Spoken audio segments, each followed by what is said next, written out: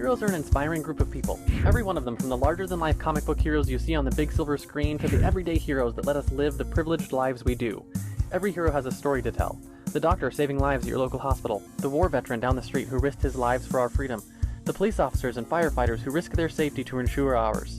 Every hero is special and every story worth telling, but there is one class of heroes that I think is often ignored. The entrepreneur, the creator, the producer, the ones who look at the problems in this world and think to themselves, you know what? I can fix that. I can help people, and I can make a difference. Then they go out and do exactly that by creating a new product or introducing a new service. Some go on to change the world, others make a world of difference to their customers. Welcome to The Hero Show. Join us as we pull back the masks of the world's finest heropreneurs and learn the secrets to their powers, their success, and their influence, so you can use those secrets to attract more sales, make more money, and experience more freedom in your business. I'm your host, Richard Matthews, and we are on in 3, 2, 1. Hello, and welcome back to The Hero Show. My name is Richard Matthews. I'm here on the line with Matt Johnson. Matt, are you there? I am here. Glad to have you here. So let me do a quick introduction for you, and then we'll get into your story and start talking, see how it goes. So Matt Johnson is a marketer, entrepreneur, podcast expert, and musician. As founder of Pursuing Results, a podcast PR and production agency that's based in San Diego. I got to go visit him down in San Diego a few months ago. You run a worldwide virtual team helping business coaches and agencies break into and dominate their niche through podcasting. You currently host niche business podcasts such as YouX and Real Estate Uncensored. And you recently launched Podcast Pitch Assistant, which, if you've been a guest on this show, you've been exposed to, because my Matt actually trained my staff for the Podcast Pitch Assistant stuff, which is really cool. So anyways, thank you for coming on, Matt. Let's start off real quick with talking about who you are now, what you're known for. Why do people hire you? Why do they come to Pursuing Results? Cool. Well, first of all, thanks because for having me on and for the conversation and stuff like that. I always enjoy hanging out with you and our mutual friend Zach. We always have a blast. You coming down to San Diego, I'm pretty sure we hung out down there for like 4 hours and I got sunburnt hanging out in Seaport Village talking business. So I will take this conversation any day. Okay. So the short story is 4 years ago, I was just some dude working at a digital agency that served real estate people. And I got thrust into a position where I was doing webinars with influencers in that space, right? So all of a sudden I was facilitating these conversations with super high level people conversations I really had no business being a part of. However, one of those people pitched me on starting a podcast together. So we did. We didn't really have a plan for it, but that evolved into like running 3 live episodes a week. That got me into producing and co-hosting other shows in that space and working with really, really sharp, successful business coaches, right? And so now that today, that's who we serve. So at one point I was hosting a bunch of them. I got out of that. I really just host the ones that are my own. And we produce podcasts for clients to help them build authority, visibility, and relationships and attract their ideal clients. So we handle all the back end production so that they just show up and do the fun bit, like what we're doing here, having a conversation. Yeah. We do all the rest of the stuff. Awesome. So let's talk a little bit about what helped you get into this whole entrepreneur stuff, because you said you were actually an employee when you started. So what was the origin story, I guess, for becoming an entrepreneur, right? We talk, every hero has an origin story where you started to realize that you were different, that maybe you wanted to pursue a different career. How did that happen? Well, you and I have a lot of similarities because we both come from like a religious doctrinal theoretical background. I did a much shorter stint in Bible school than you did, but we both have that going for us. So flash forward several years later, after I kind of got out of that space and I wasn't chasing being in the ministry anymore, I started a real estate team. Now there's certain aspects that I loved, like the marketing, the team building, and then everything else I hated. So I shut down my real estate team in 2007. I went and chased a music career for 5 years, taught myself a bunch of stuff about marketing and web design and, social media, enough to like be dangerous with marketing, but I didn't really know a lot. Be dangerous. Yeah. It goes. You should have seen that WordPress site. I'm sure it's still up somewhere for that poor piano studio owner in Denver that I worked for, but enough to be dangerous. So 5 years ago or something like that, I decided to come off the road for a sales job, settle down, get a real job. And I found a position at an agency that combined the 2 skill sets, which was real estate and sales and marketing. And so I became an account manager for an agency that dealt almost exclusively with some of the top real estate agents in the country. And when I got promoted into business development, their strategy was to build relationships with all the key influencers in that space. Super smart, right? Ahead of its time, really, really sharp. They didn't do it through podcasting though. It was through Google Hangouts back when that was a thing that was cool and Yeah, existed. back when it was when it actually existed, right? Yeah, exactly. So that's how I got started. So I don't necessarily have a strong allegiance to podcasting per se, because I actually started in live video. To me, podcasting is a way to get that content into the hands of people in a way that allows them to spend more time with you because they don't have to watch the video necessarily. But all of my initial growth in my first podcast was on YouTube. At one point, 2/3 of our audience were actually watching on YouTube, not listening on iTunes. So I've got kind of an I came to podcasting through a really weird, bouncing all over the place kind of story. The way that I ended up going independent was I was working for the agency, and one of their guys pitched me on starting the show. And the intent was we were going to sell coaching, and I was going to build training products, educational products. So that's why I left the agency, was that started to go really well. And I wanted to do more of that. So initially, all the podcasts that I hosted were in that really, really small niche, right? Real estate coaching to other agents to help them become better business owners and entrepreneurs. Everything I did was in that space. At one point, I ended up being in 4 different businesses that were all trying to capitalize on that audience that we had built in real estate, which I realized was the exact wrong approach. Like, I was way off. So once I realized that was the wrong approach and I kind of shifted things, I got myself out of all those businesses, all that other stuff I was doing, and just focused on the one thing, which is kind of how that brings us up to where I'm at today, where I'm just focusing on growing the agency. That's really interesting. So, I mean, you've been like all over the place with what you've been doing. So, what I'm curious about is the like personally the transition from being I don't know if you're familiar with Rich Dad Poor Dad, but like an S quadrant employee to being an E quadrant employee to like an S quadrant to eventually starting to build a team and a system around it to that B quadrant. How did that transition take place mentally, and what have sort of been some of the struggles that go along with making that transition?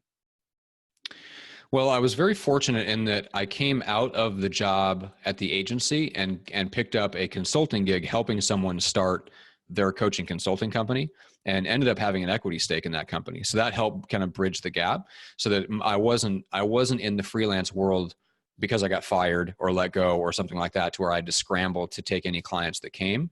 I was able to right away start working with the right type of person.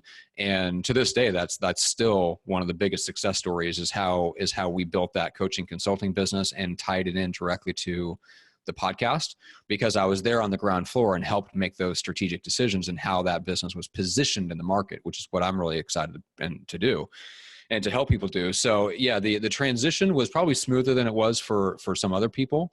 The real tough thing came by me taking the wrong approach to try to be a self-employed person, and just the pain of getting into so many different things, and then having to then refocus, get myself out of all that, and refocus around one question, which was, what's the one thing I sell to one type of person? Because I'd gotten essentially just off track. So, how did you know? Like, what was the thing that triggered knowing, like, I'm going in too many different directions and what I need to do is focus? Like, what was the trigger for that? The trigger was when I started to hate the meetings with the other businesses I was involved in. When I started to feel like I came away from every meeting with a to-do list that was longer than everyone else's, because all those businesses needed was its own rock that had to be pushed up a hill, and everyone else was looking to me to be the person pushing the rock up a hill, while they just kind of gave strategic direction, insight, whatever. I'm like, no, that's not going to work like that. I can't push 5 rocks up 5 different hills. So that was kind of the tipping point. For a while there, it was exciting. It's fun. Like, in those early stages of a new venture, like it's just nothing but ideas and speculation and fun, talking about the possibilities and stuff like that. It's when you get into the real work and you realize, oh, every single one of these little joint ventures is its own company. It's its own baby that needs all the attention that any other startup needs. That was really the tipping point. It was when that dawned on me that every single one of these, in order for it to actually work, had to have somebody's full attention. It had to have somebody's heart and soul. And I couldn't have my heart and soul split up in 5 different places. And that's where you sort of made the decision to focus on one thing. Was there, when you're looking at 5 different things like that, what was the thing that made you choose what you're doing versus the other businesses? Great question. A couple of things. So number one, I knew enough about myself to know that I would probably only throw my energy into the thing that I had 100% control over. Mm-hmm. Right. Now that's not everyone. That's me. Right. And that you could even call that a dysfunction. Yeah. But I knew that I know myself. I'm that way. Yeah. Yeah. And I think you're probably the same way. But if I was to step back and look at it objectively, and if I could play nice in the sandbox with full on partners, and all I wanted to do was just grow the biggest, most successful business, I would have looked at it a little bit differently, and I would have applied probably like the STAR principle, right, from Richard Koch's stuff. So which one is most likely to be the leader of a niche, and that niche is growing at 10% a year? And there was a couple of businesses that I was involved in where that there was a legitimate shot at that, right? And they're in some cases still doing well. Of course, a couple of them didn't get off the ground once I got out of it because I was the one that was doing all the work. You were the one pushing the rock up the hill. It started rolling back down the other direction. Yes, exactly. They reset. They whirled right back down to the bottom. But for the other ones where the other guys stepped in and like made sure that there was still somebody pushing, they did well and they are growing and all that stuff. So what I just realized was that in one case, for example, I had a 10% equity stake in a coaching business with 3 other partners, right? So I was essentially a minority partner. It was almost like having what do you call it? Like a piece of the upside is what Jay Abraham would call it. If you go in as a marketing consultant and you ask for a piece of the upside, it's a very, very similar structure. What I realized is that for me to make $100,000, that I had to grow that business into $1 million business like right now just to make 6 figures on it. But I was already doing 6-figure quality work. I'm like, well, if I'm only getting 10% of the business and I don't even get to determine what's profit, right? Because somebody else is spending money that I can't control because I'm a minority partner. I'm like, nope, done, out. I got out of it, gave up my equity. Totally makes sense. Yeah. So it's just that some of my business coach told me, he's like, man, there's so many ways to make a business look unprofitable, even if it is. So if somebody else has an incentive to not make it look like there's a lot of profit in the business that needs to be split between other partners, they will do it. And there's a strong temptation to do that. So anyway, point being, I got out of all that stuff, partially because I just knew that where my mental and emotional energy would run to is always the thing that I had the most control over, so that I experienced 100% of the reward when it worked. Yeah. And how much of that goes into like a desire for, one of the things that I've been thinking about recently is the difference between autonomy and freedom, right? And the desire to have the autonomy, right? The self-direction to do what you wanted to do when you want to do it in your business and otherwise. Mm-hmm. It's a good question because I would tend to consider them interchangeable. So I'd love to hear. We'll have to talk about your perspective on that because now I'm curious. When I think about freedom, and freedom is like if I sat down and did this exercise one time with a mentor of mine, and freedom is my number one value. So it makes sense that I run a virtual team. I don't show up to an office. I work out of my home and Starbucks. I live by the beach and everybody else is around the country. You know what I'm saying? Like the whole design of my business it's very obvious that freedom is my number one priority. But that's not to say like somebody else, if they thought of freedom differently, they might find more freedom in having a business partner that takes care of all the stuff they don't want to do so that they can just kind of be themselves.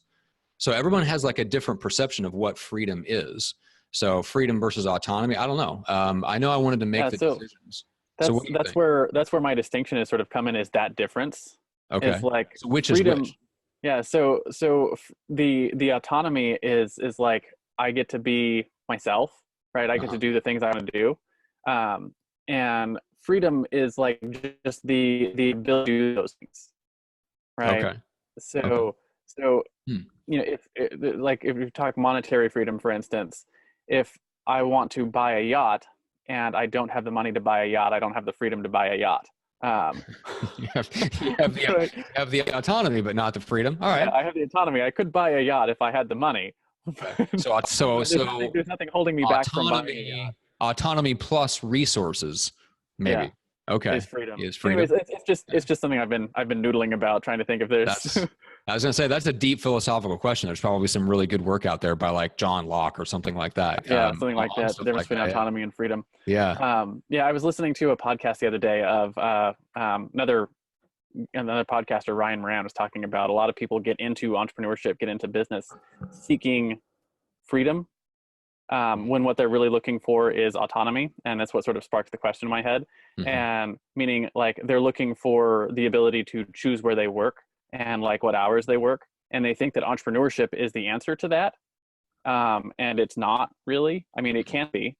But you can get that autonomy in specific job situations or with with other income means, right? So anyways, that's what sort of sparked the thought in my head was what are people actually looking for, and what were you looking for? Were you looking for you were looking to actually grow a business and make a difference with people, or were you looking just specifically for the autonomy, and the business was just the method you used to get that?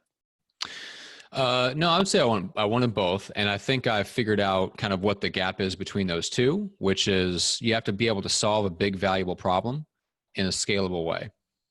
And so once I kind of I semi knew that from watching my mentor do that and create a lifestyle of both autonomy and freedom by doing that. So I had that kind of in my business DNA. And I knew that was a path I should probably go down, I guess, is the best way to put it. But yeah, I definitely wanted both. I mean, I want exponential freedom and impact. Like I want time freedom, financial freedom, and location freedom, which you almost always never get all three, right? That's very, very hard to do. And to me, it all comes from what kind of problem you're solving and how are you solving it? Because it's one thing to find a problem that's not very valuable. That'll never get you there, right? You might have time freedom, but you'll never have financial freedom. So you got to solve a valuable problem. But then you also have to do it in a way that's scalable, because otherwise you'll end up just locking yourself into a highly paid consulting job, which that's no fun. I knew I didn't want that either. Yeah, so I don't know exactly when those things started to click. I would say that the last year is when it coalesced into being able to explain it that way. That's when the ideas kind of, but the germ of it was earlier than that. So I kind of knew that my goal was to have that one thing that I sold to one type of person. It just took me a while to figure out what the one thing and the one person was. Yeah, it's actually my business name, like registered business name, is actually called 5 Freedoms. Really? Because it's about those things. So the 5 freedoms that I talk about is political freedom, which we enjoy in the U.S., spiritual freedom, and then time, location, and financial freedom. Yeah, exactly. And I think that a lot of people seek financial freedom when what they want is time or location freedom. And it's something like I realized along the journey. It was like and I've talked about this a couple of times on the show before. I had an income goal that I wanted to hit, because I was seeking financial freedom, right? And I thought that income goal was financial freedom, and realized along the way that I hit an income level that let me do all the things I wanted to do. Okay. And I was like, I just don't care anymore about hitting that income goal. And started focusing instead on the impact, the bigger problem, right? That I was going to serve people, and then hit that income goal, like as a side benefit. Byproduct. Yeah. As a byproduct. And I like that approach. I think even if you're very economically driven, which I think both you and I share that in the sense that we're not as economically driven as we could be. We're somewhere in the middle. We're not, it's not that we don't care. We absolutely care, but it's not our highest priority. I think for people that, if that's you, if you listen to that and go, yeah, like that's, that's me. I'm in the same boat. But even if you are, it's still better to think about it from the other person's perspective, right? The person that you're serving, right? So flipping it, like, it's still a good mental exercise. Even if you're super economically driven and you're like hard charging and you're, like, I'm going to be a millionaire. Great.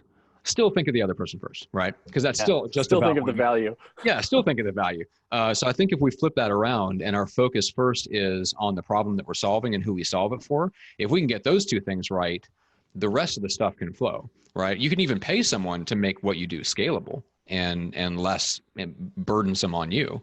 You know what I'm saying?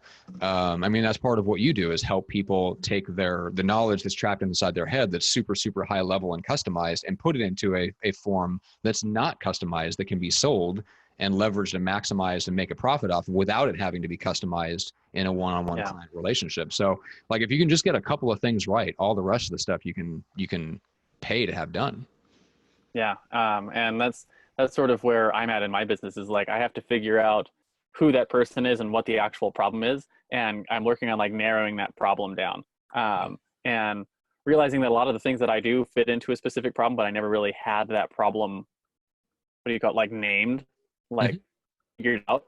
Mm-hmm. Like, this is the problem I'm solving. It was like I solve all these little things Mm-hmm. and they all fit together into a bigger problem. I'm just sort of getting to that point in my business where I'm like, okay, It's really good. I know what the thing is that I'm helping people do. And I think that's going to really help grow my business over the next year. I agree. I'm gonna have to percolate on that for a while. You have to name the problem. I like that.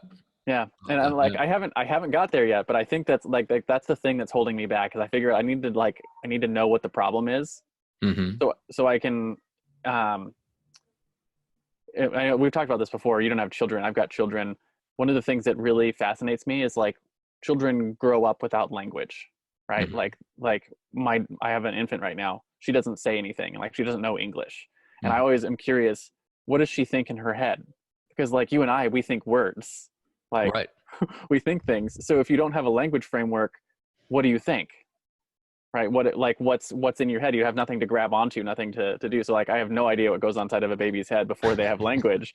And I feel like that's my business's problem, is like Yeah. I don't have a language to put around the problem that I solve. And Mm-hmm. if I had the words, if I had a name for it, it Mm-hmm. would be easier to think about and grasp and talk to other people about and I identify, if agree. that makes sense. I agree. I would also contend there's plenty of adults that also have that same problem, even though they do speak English. But that is my personal humorous opinion. But yeah, on a serious note, yes, you're absolutely right. And yes, the naming of the problem. There's a really good book to check out. Have you read Play Bigger by Chris Lockhead? I haven't. All right, that he's got a really good part in there because part of what his consulting was to like tech firms in Silicon Valley was to name not just their solution, but to name the category. So he gives this example of a company named Origami, which was like marketing, kind of like analyzing what's going on with your marketing, right? So it would monitor all of your social media channels, your emails, and all this stuff that's going out, and just kind of check out. The goal was to give you a dashboard to see what's going on with your marketing, right? Kind of broad, probably solves a lot of little different problems. But what he helped them do was lead them through the process to where they invented the category of, if I remember right, marketing signal measurement, right? So the problem was we can't measure our marketing, and we have all these signals coming in that they're just going nowhere, right? We really don't know how to analyze it. And so he's got some really good stuff in that book about how do you name your category, and I think that's really what it is. It's not just the category; you're actually naming the problem. Yeah. Right. So I think that'd be, I'm going to have to actually, after we get done with this, I might go back and reread that chapter because it's really good. And it's sort of it seems like you're almost just past that point in your business where you know who the person is and what the problem you're solving is and how you're going to solve it. I feel like I'm almost there. Mhm. Well, So the name of the game is sacrifice. That's the yeah. toughest part, right? We were talking about this before we hit record. There's the Gary V envy, which we want to be everything to everyone because we want to be Yeah. that visible. So we're not willing to sacrifice the fantasy of being that. And the other flip side of that is that even if we don't have that fantasy of being like the next Gary Vee or Tony Robbins, we also have the fantasy of being able to serve a bunch of different people and do Hmm. different things and scratch our creative itch. The thing that set me free from that a little bit was it was in The Business of Expertise by David Baker. He basically makes the point that, look, if you're letting clients pay you to figure stuff out all the time, you just got to know that you're letting them pay you to dabble, right? Yeah. Which is I interesting. actually I'm like, had yeah. I actually had a client that they were like, I have this problem I want solved, and I was like, that problem's never been solved before. And Right. and Yes.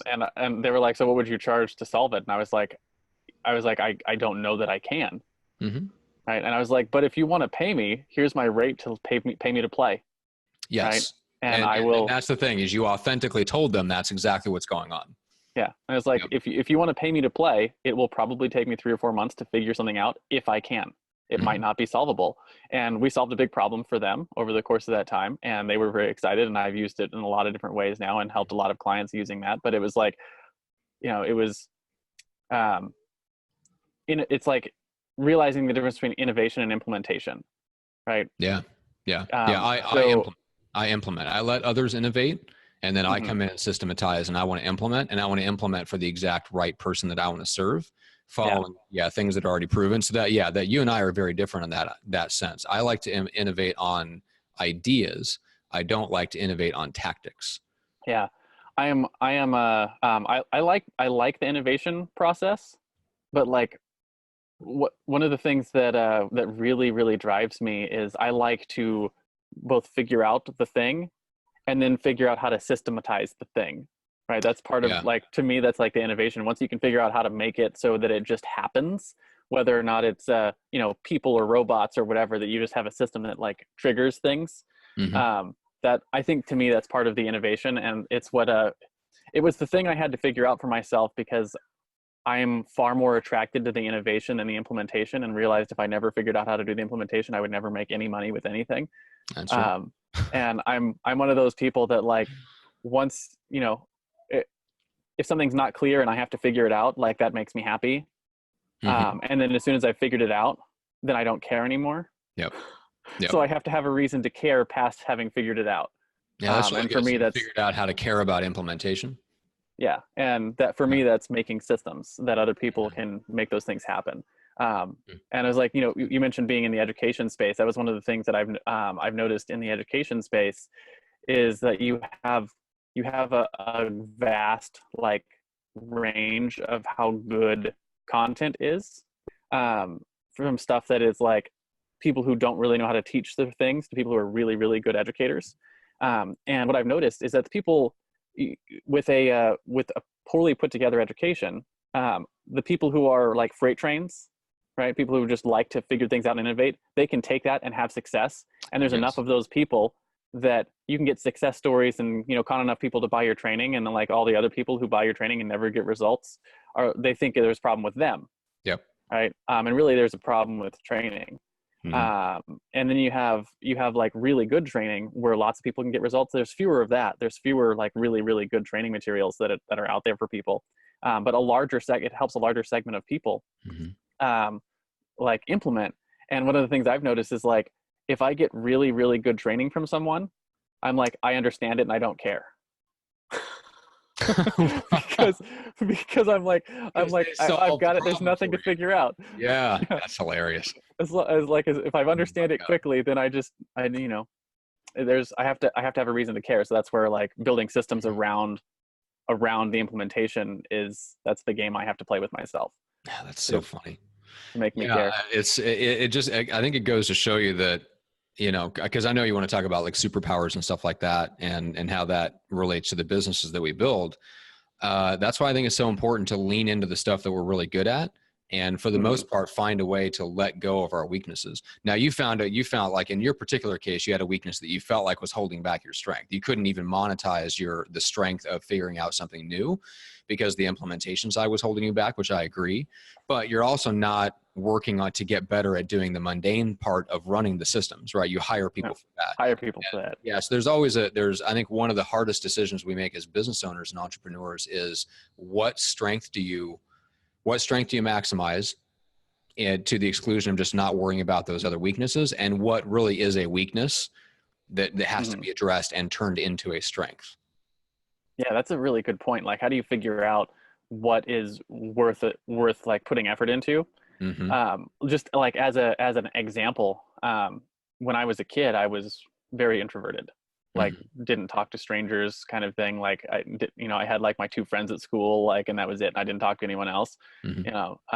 And I remember very specifically thinking at one point in my high school career that I was like, if I'm ever going to have an influence on anyone, I need to learn to talk to people. Hmm. And recognizing that as a weakness that I needed to turn into a strength. And Yeah. nowadays, like, I went to preacher training, right? And that's what I went when I got my college degree in. And I've probably spoken live in front of thousands upon thousands of people across my career now, because it's something that I wanted to make a strength, Yeah. because I knew I needed to have that. So, but on the same token, like, learning how to click all the buttons in the Facebook ad thing just drives me bonkers. Hmm. Um, Yeah, and me too. yeah, it'll always drive me bonkers. And, like, I could get good at it, but, like, why? Yeah. When you can hire someone else to, and I think, like, just thinking about it, I think the reason, or the difference is, like, stuff that only you can do versus Mhm. stuff that anyone could do, right? Yep. If, like, learning to communicate, learning to talk to other people, like, I can't pay other people to talk to people for me, Mhm. right? So it's like something I either have Sadly. to I have to get better at it, or I just don't have that in my life. Yeah, yeah, Um, exactly. Yeah. Yep, that's one of those things. Yeah, I mean, for sure, the public speaking thing, man, it's hard. You know, it's hard to be let's say a writer consultant type if you never Hmm. speak, right? And part of like getting good at speaking, for example, is there's the talking to people, there's the interpersonal part, and then there's the part of just like being on stage and being comfortable talking to people. If you're on the introverted side, it helps a lot to like force yourself to speak, because it also helps you forces you to clarify your thinking process, which is a very good Yeah. thing. It's a lot of the same reason why it's good to write a book, even if you don't really plan to sell many copies or whatever. Just the process will clarify things, and that helps turn that into, you know, from a weakness into a strength. If you're introverted and you're not confident in exactly what you're going to say, you're probably not going to feel super confident. But if you're an introvert and you do know exactly what you're going to say because you've worked it out, that makes it a lot easier, and it gives you that confidence. So yeah, it It's gives one you a of the lot of. things I learned. One of the things I learned in preacher training was the difference between someone who will get up and speak from a bullet point outline versus someone who will speak from a script, and realized because I was introverted, like I can't swing from the hip real well, or I couldn't.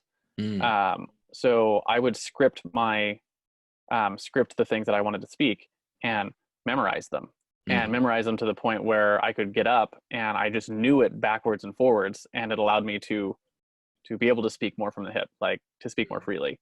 yeah. Um, right. So you have to clarify your thinking and really know and have confidence in what you want to say. And it helps you move forward. Yeah. So, but to your point, superpowers, right? You know, it's in your business. What would you say one of your superpowers is, that, you know, the things that you really help solve for your clients that's helped you grow your business, help you get to where you are? So I would say probably 2.5 years ago, I remember very clearly writing this on a red Post-it note in my place. The business only needs 3 things from me. It was strategy, copywriting, project management. So that was like the start of my quest to get everything else off of my plate in the business that wasn't one of those 3 things. I don't remember what it was, what the catalyst was for kind of that dawning on me. But it kind of hit me all of a sudden, like, hey, the business only needs three things. And it was kind of that thing of like, hey, this is in my business right now.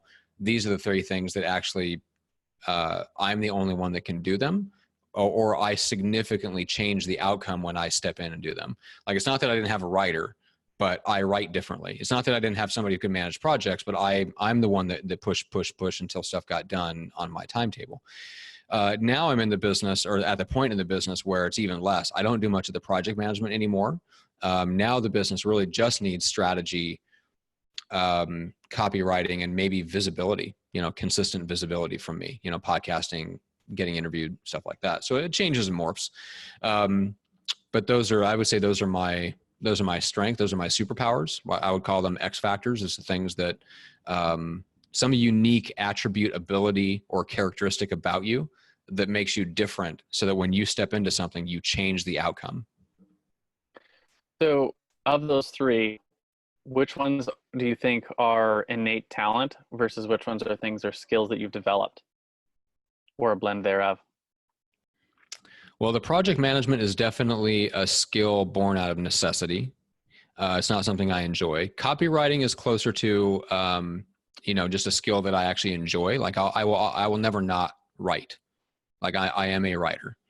The strategy thing, what I think is interesting about both of our backgrounds, coming from like constantly growing up playing with doctrine and theology, is that it's nothing but a battleground of ideas.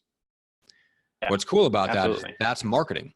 Marketing is a Yeah. battleground of ideas. That's what I love about marketing. So I didn't realize years ago that that's why I was drawn to marketing. But what's funny is that even while I was like full on running towards being in full-time ministry, I was reading business books on the side, right? 80-20 rule, you know, stuff like that. Yeah.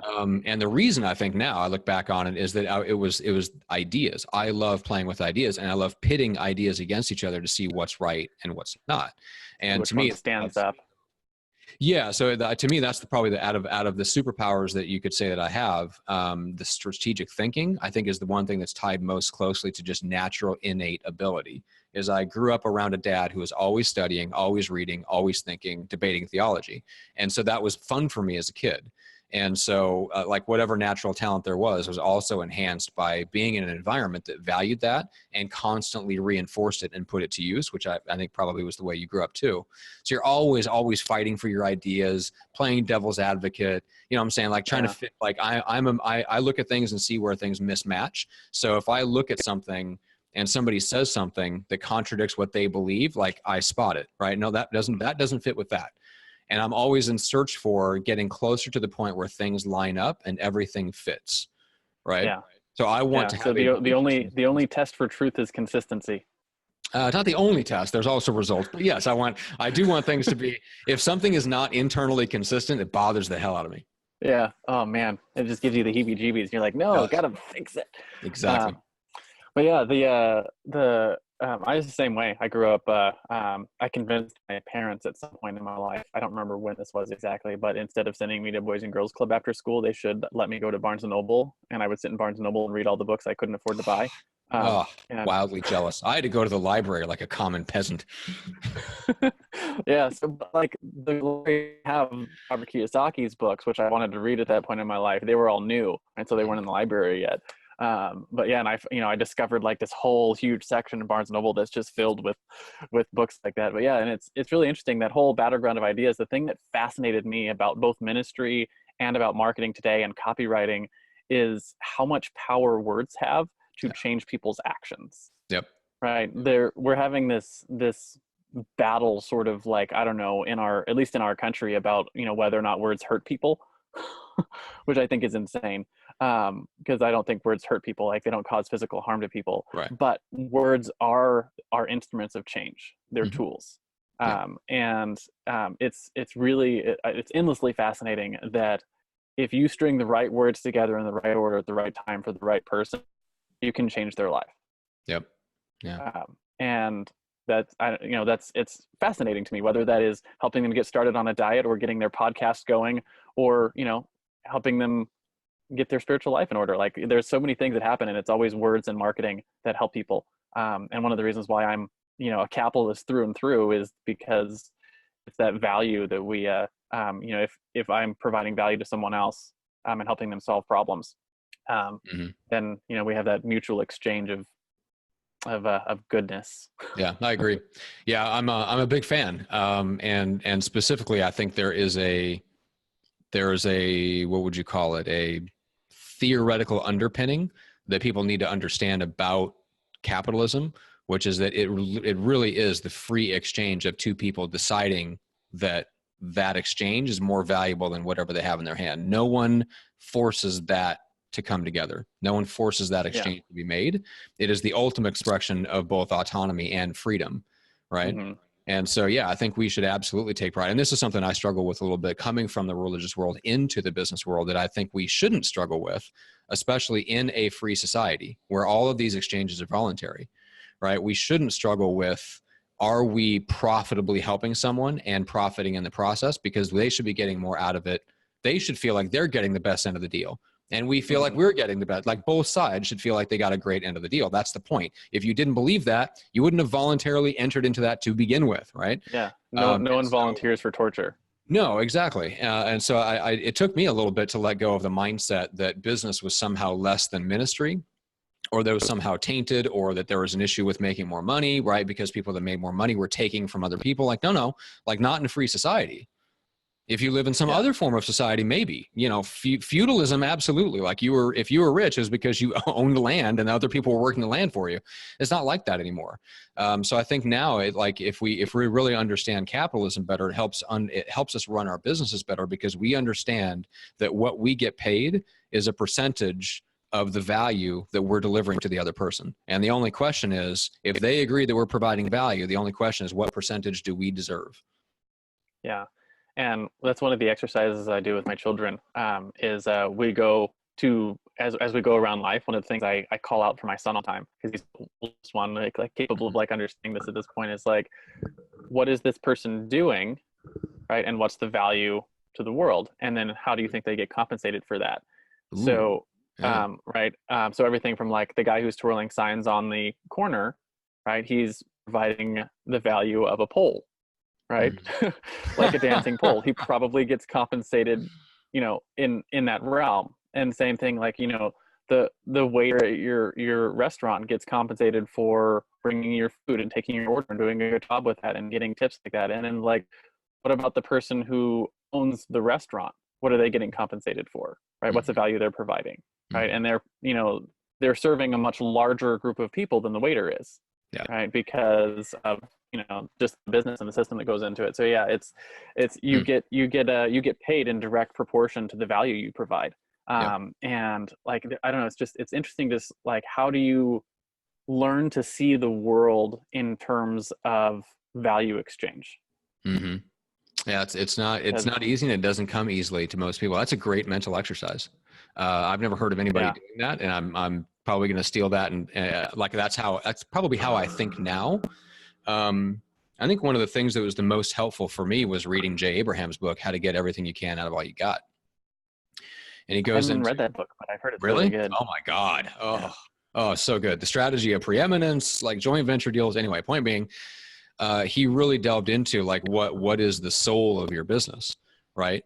And like, that's also where I picked up the phrase, which is, he calls nobody customers or users. That's like, don't ever say the word users around Jay Abraham.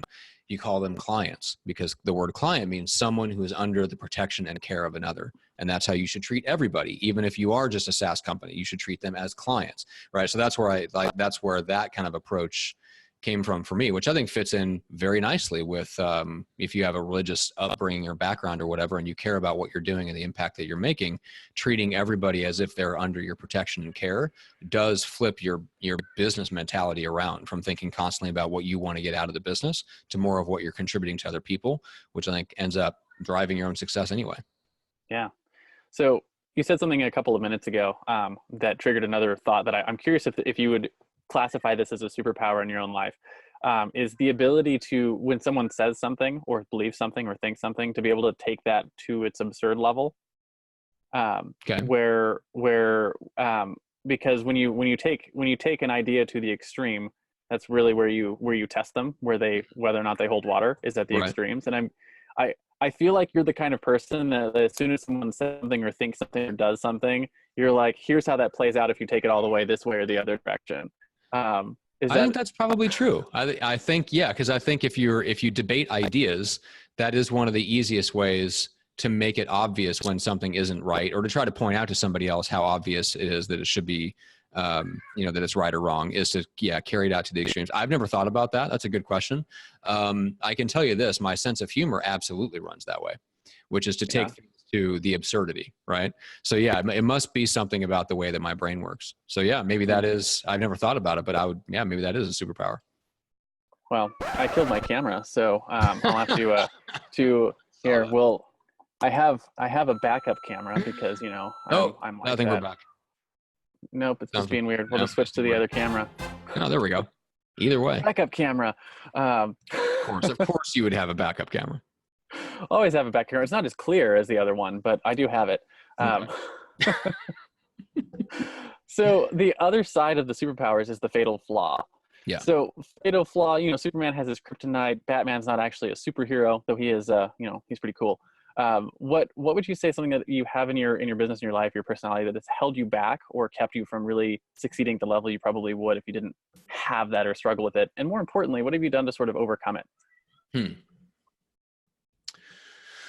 Well, I definitely have started shifting the question that I ask myself from how can I get this done to who can do this? So that's probably the best answer to all of that in the shortest possible way I can give it, which is, I think my fatal flaw was way overestimating how much success came down to my own personal effort and productivity and hustle, and realizing that for the most part, that's not true. It's actually way more about thinking, good decision-making, and building systems that are run by other people, which for someone with just like a Puritan kind of work ethic, that the best way to get ahead is just put your head down and work harder. Like that is my fatal flaw, I would say, is just that's my natural tendency, is that I have to constantly remind myself, don't just step in and do it. When it comes to training, when it comes to building systems, when it comes to whatever, don't just step in and do it. Yeah. Which, like it sounds like it's a horrible job interview where, like, oh, my fatal flaw is that I work too hard and I care too much. But when it comes to building wealth, that is a fatal flaw, right? Yeah. It's, who was that? It was von Clausewitz, the guy that wrote On War. He said something to the effect that the officers that you wanted to promote were the lazy, intelligent ones. They were the ones that were fit for leadership. The smart, industrious, hardworking ones were only meant for middle, like, officer status. He's like, they'll never rise above that. Yeah, it's brilliant. And it's something that I've had to change in my own life too, for my business. Yeah. And I realized, and I like our mutual friend, Zach, I was speaking with last night, and I was like, one of the things that I hold pretty dear to myself, like as an identity thing, is like, nobody can compete with me because I will absolutely work you under a table. Mm-hmm. Right. Yep. Like, and I know that about myself after, 20 years of running businesses and doing these things, is like, the phrase drink you under a table means that I can continue to drink long before you've passed out from being drunk. Right. So, work you under a table is like, long before you've like died, I will still be going. Yeah. But the problem that I realized that I was having in my business was that is a massive bottleneck. Mm-hmm. If you apply that to your own labor, right? Yes. And how because I've only got, like, even if I did work every waking moment of my life and never slept, I still only have 24 hours in a day. Yeah. Right. And the moment that I bring on someone else, and now I have doubled my labor capacity, and that leverage is so much more powerful. So I had to, for myself, you mentioned, can I do it versus, how can I have someone else do it? Like, that was a game-changing question for you. And for me, it was asking myself, basically, I had to hire someone full time, because the question I was asking myself is it worth it to hire someone, or is it worth it for me to do it? Mm-hmm. And I was making like a value judgment, and I always won out because it's cheaper to hire myself, and I can get it done faster, exactly the way that I want it done. And that was a huge bottleneck, and I had to make that shift to, like, I'm paying this person. Now my question is not, should I do it myself or should I hire someone? The question is, how can I fill their time with the work that needs to get done? Yeah. Right. How can I get something off of my plate and onto theirs? Mm-hmm. And that changed, it changed the game for me. And realized that now I can take that effort of being willing to work someone to the table. I call it being aggressively lazy now. I will work really, really hard. Really, really hard, so I never have to work again. Right. So I will build robots, I will build systems, I will hire people, I will train people, I will work you under a table to build a leveraged system. And it's like, to our conversation a little bit earlier, how do you turn something that's a weakness into a strength? Yeah. There's a great line. I'm a huge fan of Scrubs. I used to fall asleep to it every night back in the day. There's a great line where somebody was giving him a hard time about something. He's like, "What? I have a new exercise program. It's called Short Bursts." And that's what that's what I thought of when you were talking about that. Because the game is to be your best in very short bursts, and then rest and relax and read and think and all that stuff. It's the Warren Buffett approach to success is what I would call it. I love his schedule and his approach to things. What's funny is I was talking to a client here a couple weeks ago, and he just threw out a couple of book recommendations, and I didn't think much of it, so I just ordered them right off the bat and sent them to me, right? So one shows up. It's called As Many Reps as Possible, and it's how to squeeze the most out of every minute of every day. I haven't cracked it since I saw the cover. I'm like, not interested. Not interested. Not me. No, because that's not that to me. That's not the wealth building game. That's the high performance game. If you want to be a highly paid salesperson, and if you're sitting on the couch right now, you might need that mentality to get you up off your couch and just doing anything, which is probably what the book was for. But I think for those of us that have a business where it can be scaled or has any shot at scaling, like, that's not the challenge anymore. The challenge isn't how to squeeze the most out of every minute of every day. And I think that the search for that is actually counterproductive. To me right now, the search is, how do I create the right environment, the right systems where I can plug in the right people to where they run hard and I don't have to. Yeah. And one of the things Zach said to me a while back that really unlocked things for me was, one of the questions you should ask yourself is not how do you get as much out of every minute of the day, but how do I put in an hour and get 10 hours back? Yeah. Right. And that's really, it's the game we're playing. And as your business grows, I assume that's going to be, how do I put in an hour and get 100 hours back, or put in an hour and get 1,000 hours back? Because, like, just bringing it to the absurd, right? If you look at, if Tim Cook puts in an hour, how much effort happens in the company for Apple? Yeah. It's probably millions of hours. When they're like, hey, we're going to work. It's about like decision making and strategy, Yeah. And it's like, so how do you apply that type of thinking to a business that's my size, right? And how to, and anyways, I think it's a really important skill and like transition to make when it comes to figuring out your fatal flaw and like actually making some changes for your business. Cause it's, I've grown my business like 4x since I made that shift. Yeah. So, I mean, that's awesome. Powerful. Yeah, very. So I'm going to talk a little bit about your common enemy. So common enemy is, I like to think of it in terms of your clients, right? When you bring on a client, they have mindsets, they have things that are going on, something that, if you could just wave your magic wand and remove this from their thinking, that you would able to skyrocket their results faster or better if they weren't being held back by this. What would you say that is in your business? Is it the Gary V envy? It's the Gary V envy. It is. It totally is. Oh my gosh. It is. That's what it is. Ego is the enemy. When it comes to influencers, ego is a double-edged sword, because it's the thing that propels us to become an influencer, and it's the very thing that'll hold you back from actually being influential if you let it. Yeah. So I think there is, like anything else, there's good and bad to it. It's like fire. You can use it to drive you and build a fire that heats the house, or can burn it down. It just depends on the level. When I get on with somebody and I've only talked to them 2 times for a grand total of 10 minutes and 2 conversations, and in both those conversations, they found a way to shoehorn the fact that they've sold Leonardo DiCaprio a house, like not interested, right? I'm already out. Don't care. Not interested in working with you. But yeah, because to me, like the quest to be Gary V, the next Gary V, is more about us than it is about the audience. Because what we have to understand about the audience is that they want a solution that's tailored to them, for the most part. Unless you become a legit celebrity to the point where it's a status symbol to work with you, which is why people continue to pay Tony Robbins for coaching, right?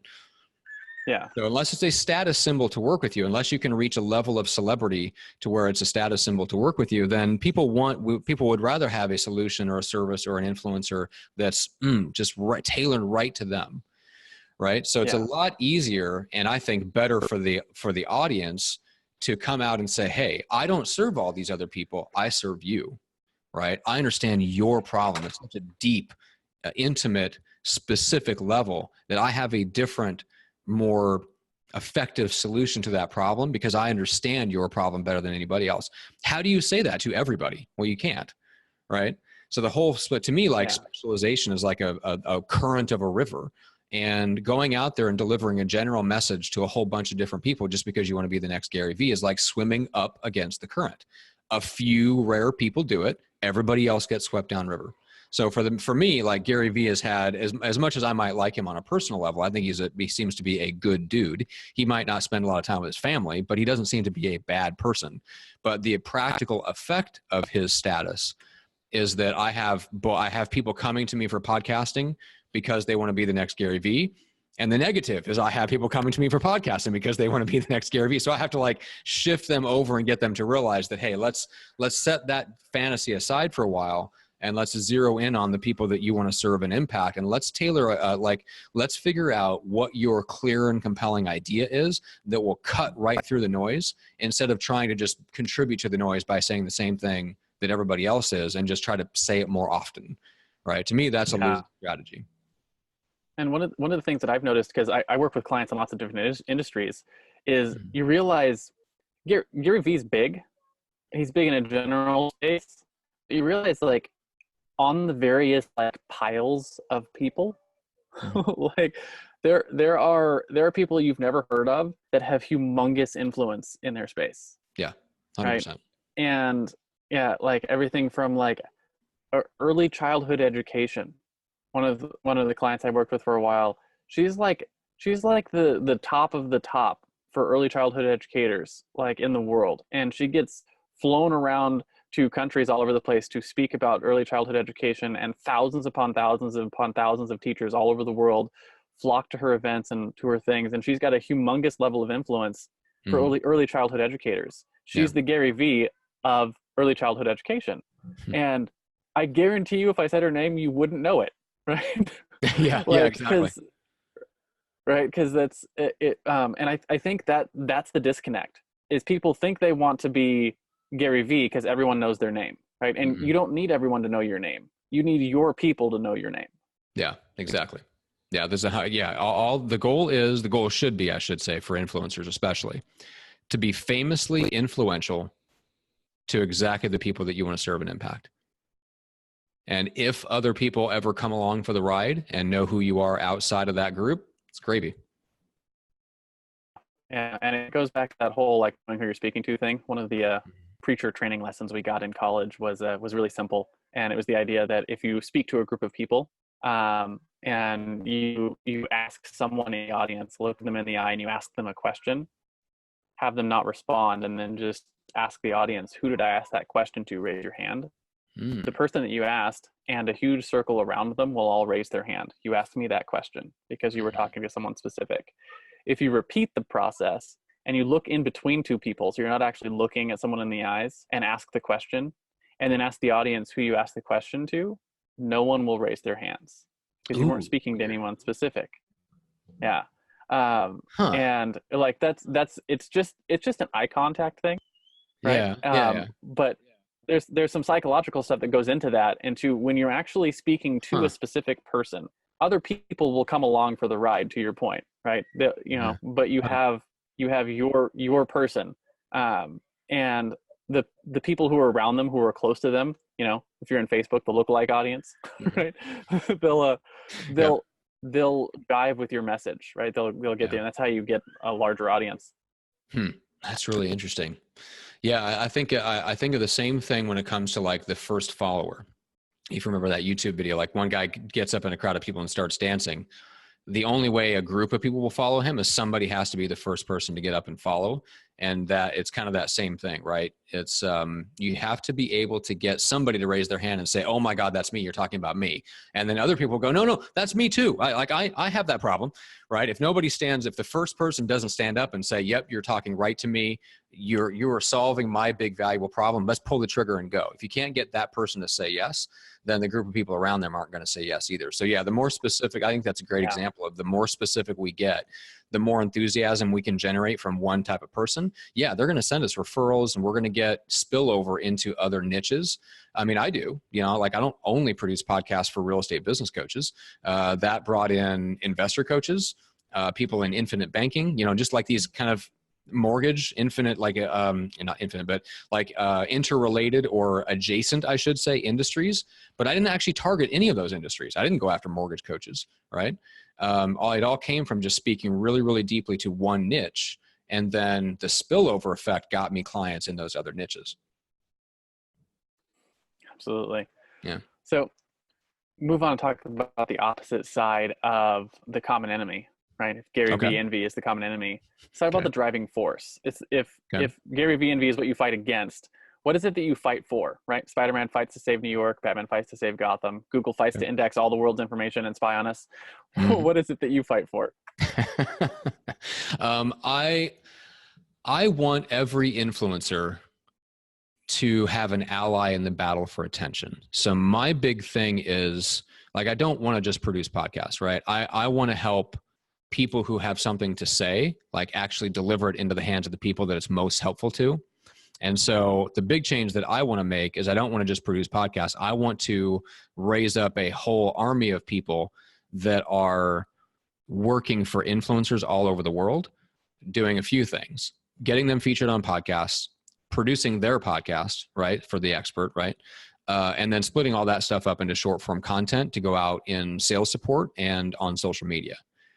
All right. So my vision of the world is that every business influencer, like a coach or a consultant or whatever, has a person on their team who is their ally in the battle for attention. That person does nothing but run their new media machine, get them featured on podcasts, host their show, split it up into micro content, right? And if you have a bigger team than that, if you end up needing more people to do more stuff, great. Like Gary Vee has 19 people on his personal brand content team. I don't think most of us will ever need 19 people, right? But I do think most of us need one person. So that's the change that I would like to see. I think we need to stop doing it all ourselves, and we don't need a lot of high-priced agencies out there doing it for us. I think for the most part, with the right training and equipment, somebody can do most of this stuff in-house. And then we can selectively work with agencies and experts to set the strategy and make the changes that will make things more effective, and then just keep going. So you said something I want you to expand upon a little bit, just because I think people will miss it. The battle for attention. Yeah. And I firmly believe right now that what we're looking at is the in order to make sales, right? In order to continue to have the free exchange of ideas and the free exchange of value from one to the other, you have to get attention before you get sales, right? Yeah. And without attention, you don't get sales. And the problem is attention. How you get attention has just drastically changed in the last decade. Mm-hmm. And I'm curious your thoughts on sort of that transition and where we're at now and what you think the future of attention is.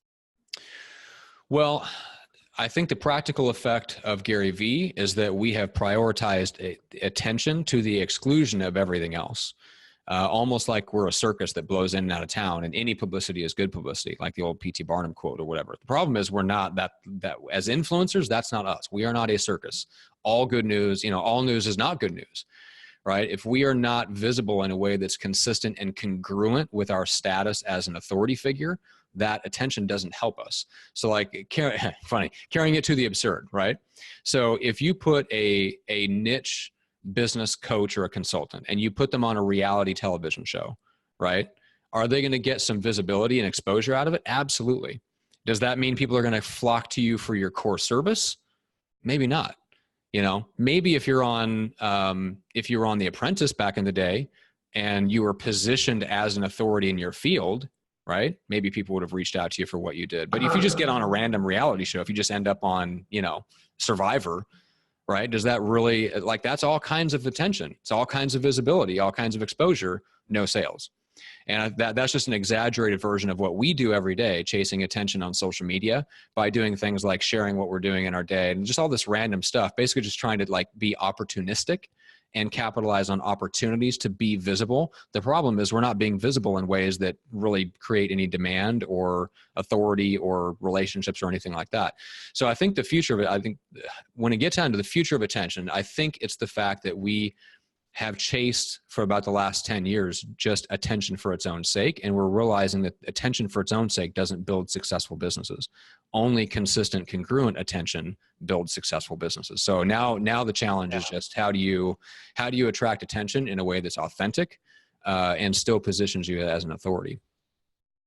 And one of the things that I've been since social media came onto the ground, so to speak, the whole attention for attention's sake is I'm out eating dinner, here's a picture of my food, is like the quintessential attention for attention's sake.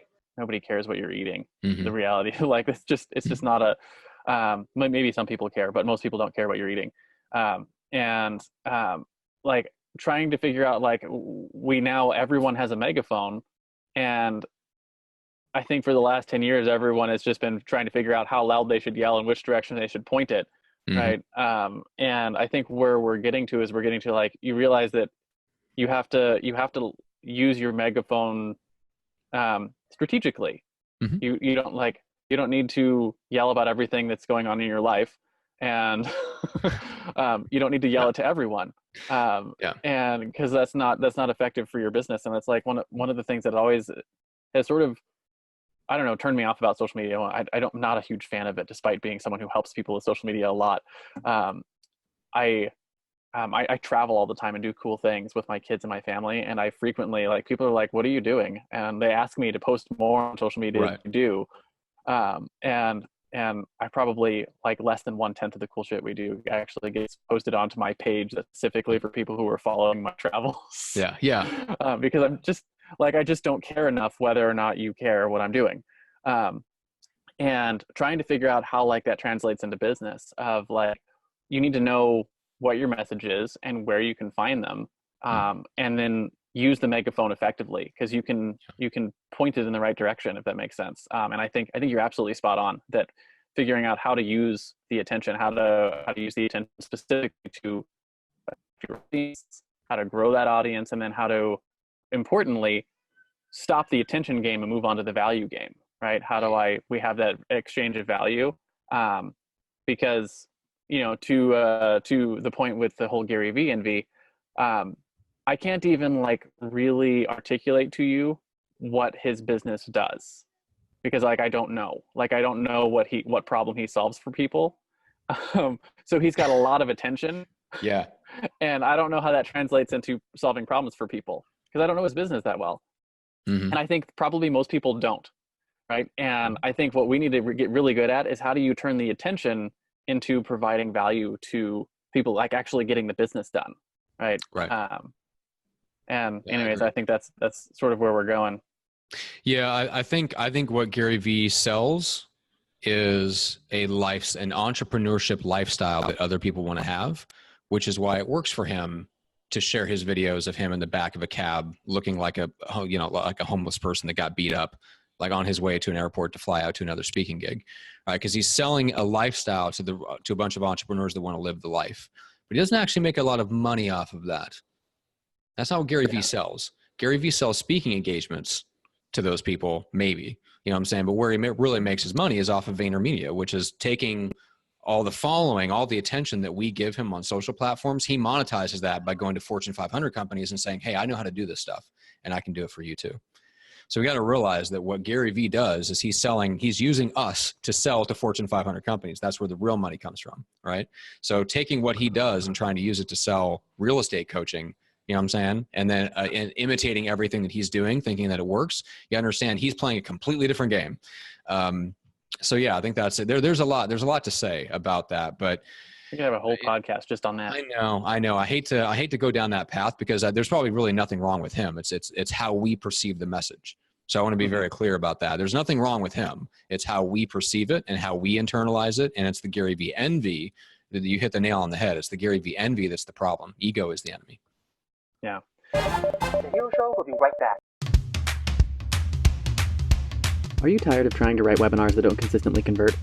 How would you like to have a webinar that effortlessly created sales in your online business? You can. Introducing the Webinar Alchemy Workshop. Webinar Alchemy Workshop is an online masterclass that will help you write incredibly persuasive webinars for your online courses quickly and easily. Using what you learn in this class, you can build a webinar that educates your entire audience while still creating sales. For a limited time, you can purchase this masterclass for only $7, and you'll get the exact framework I've personally used to help my clients sell more than $1 million worth of online coaching and training just over the last year. Simply text the word alchemy, ALCHEMY, to 444999, and I'll send you all the details. The music is by Purple Planet Music. Visit www.purple-planet.com. And now, back to the show. So I want to get into one last question here, which is your own personal heroes. Okay. Right? So Frodo had Gandalf, Luke had Obi-Wan, Robert Kiyosaki had his Rich Dad. Who are some of your heroes? Were they real-life mentors? Were they speakers or authors? Were they peers who were just a few years ahead of you? And how important were they to what you've accomplished in your business so far? So I'll give you two. They were huge, instrumental. So one is the guy that founded the agency that I used to work for, still one of my best friends, one of the most grounded entrepreneurs I've ever met. He's not in mastermind groups. He runs one, but he's not part of other people's. You will not find him trying to chase the latest, greatest anything. He's one of those people that's so refreshing to go and talk to because he's so strategically insightful, but doesn't get caught up in the entrepreneurial rat race of always having to build, 10x his business. So I appreciate that perspective. And then he's also one of the most systematic thinkers that I know and systems builders. And I appreciate that. So we connect a lot on that. So I love talking to him about that. And he's really, the agency that he's built selling one thing to one person is always a model that I look to and steal stuff from my own agency. So that's number one. Number two is one of my clients, Jeff Cohn, who I started that, I was a partner in his coaching consulting business for a while. And he is a guy who built a 7-figure real estate business, which most people think of as insanely labor intensive. And he systematized and streamlined that thing to where he runs $1 million business in 1 day a week. It's actually less than that. He probably runs it in 2 or 3 meetings a week, if you can believe that. So that gives him the freedom to do a bunch of other stuff. But that really, that was also kind of in my DNA. He was my first consulting client, so I really got to roll my sleeves up and help him build a layer coaching consulting business on top of that initial business that he built. And yeah, being around those guys, it changes everything. Of course, the books that I read a ton, and I could point out, 5 or 10 mentors there. But those are the first two. Those are the ones that I would say are the most impactful. Do you ever feel like the people who, like Jeff Cohn, who run a 7-figure business with just 1 or 2 meetings a week, that they have some sort of magical power you don't quite understand yet? Because I've thought that in myself. I'm like, what are they doing? What magic power do they have that they're running this huge ship with just a few words a couple times a week? Once I got around it, no. I said that's part of what helped so much, was getting around it, because from the outside in, it's tempting to think that way. But then you get around it and you realize, yeah, there's definitely strengths. So there's also massive weaknesses. So one of the things that I picked up from both of them was screw the weaknesses, just make the strength stronger. But I also realized that, yeah, it's about building systems and plugging in the right people. And then the rest of it's just lead generation. If you have those 3 things, if you have lead generation, people, and systems, that's all you need. From there, it's all academic and leadership, from there, it's just kind of always developing as a leader. So though, yeah, that's what I kind of picked up from those 2 guys, is the challenge is always leads, systems, and then people. Which one do you think is the hardest for entrepreneurs to nail down? Strangely enough, I think it's systems, because there's a lot of entrepreneurs that are good at generating leads, and by force of personality, they actually tend to attract good people. The problem that those people have is that when they come into that entrepreneur's business, there's not enough systems. And so they are expected to just kind of be that freight train, like you mentioned, that just kind of gets in and goes. And there's very few of those, and they're rare and they're valuable, right? So if you find one, pay them, because they're worth it, right? But most people aren't that. So I think where most entrepreneurs fall down is that we've kind of figured out how to generate leads, and we can go out and we can find good people. The problem is, what do we do when we plug them in? What are we plugging them into? So that's where I've tried to build my business up as much as I possibly can. I want to plug good people into really great systems so that my business doesn't depend on great people. If I find superstars, great. I don't want the business to depend on me having superstars. I want to have rock star systems so that I can plug good people in. That was one of the best things I picked up from Jeff Cohn, is that he didn't want superstar agents on his team. He wanted great systems, good people. Yeah, because good people are far more, there's more of them, and they're easier to find. Yes. Right? Yeah, easier to find, and they'll stick around. They're not so focused on doing their own thing that they're only going to stay with you for 6 months while they build their next rocket ship or whatever. So it's nothing wrong with having rock stars in your business, but most of the time they're short-lived, right? It's the people that stick around longer and plug into your systems and do a good job. That really should be the foundation of the business. Absolutely. So let's bring it home for our listeners. What are the top 1 or 2 principles or actions you use every day that contribute to the success of your business? Ones that maybe you wish you had had when you started out? A better daily routine. So I wish I had started out with that. So I only work from 7 to noon, and then everything after that is essentially optional. That's helped a lot. Theming my days out and not stacking calls up first thing Monday morning. So my actual meetings to run the agency is actually Tuesday mornings. So I don't get Sunday night dread, because Monday is actually oftentimes a writing day. It's a writing, thinking, strategy day. So that's helped a lot. I wish I would have done that right out of the gate. Here's why I wish I would have started that right away. Because if I had restricted myself to something like that, I wouldn't have gotten into 4 different businesses at one time to begin with.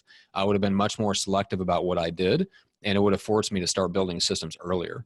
So actually, if you think about it, if you restrict yourself to not working more than 30 or 40 hours a week, right off the bat, You may look at that and go, oh, there's no way you can get a business off the ground working 30 hours a week. I disagree. I think I absolutely could have got my business off the ground faster if I would have restricted myself to only working 30 hours a week, because that would have forced me to immediately focus on what's more important. Yeah. I think one of the things that helped me grow my business was when I made the commitment to go from 180 hours a week to 20. 180? Did I hear that correctly?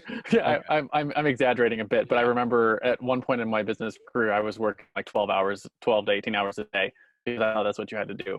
Mm-hmm. And when I made, it was a couple of years ago, I made the conscious decision. I was like, I want my business to be able to be run in 20 hours a week, mm-hmm. From me, that it was a huge shift. Yeah.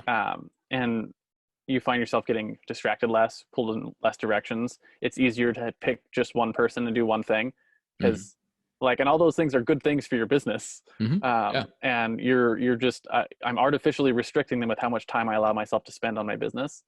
Yeah. And like, there's other benefits to that. You get more time to spend with your wife and your kids and do the things that you like to do, which makes you better when you're working. Mm-hmm. Right. The whole idea, we talked a little bit about permission to play, right? Giving yourself permission to play. And I think a lot of times, if you haven't hit your goals, a lot of entrepreneurs, we struggle with this idea that we should have rest and relaxation. We don't give ourselves permission to play. We're like, I want to hit my next goal. And if I spend, the next 8 hours of today, right? I spent my 8 hours working, I spent my next 8 hours. If I spend that doing fun things, then I'm not striving for my goal. Like, I'm giving up on myself, kind of thing. And I think a lot of people struggle with that. And I wish I could, that's the thing I wish I could help people with is how can you give entrepreneurs permission to play? Mm-hmm. Because I think that would help so many people grow their business if they could restrict your hours, learn how to build great systems, because with great systems and plugging in good people, you can really reduce the amount of time it takes to run your business. Mm-hmm. Yeah. Couldn't agree more. Yeah. Cool. Well, that pretty much wraps up the interview. I do have one other thing that I do with all of my guests. I call it the Hero Challenge. Hero Challenge is really simple. Okay. You have someone in your life or in your network who you think has a really good story to tell. Who are they? First names are fine. And why do you think they should come on and share their story with our guests? Ooh, do I have to give it to you right now? Yeah. Okay. It's anonymous kind of thing. I think Jeff Cohn should do the show. I think he'd be a blast. Why?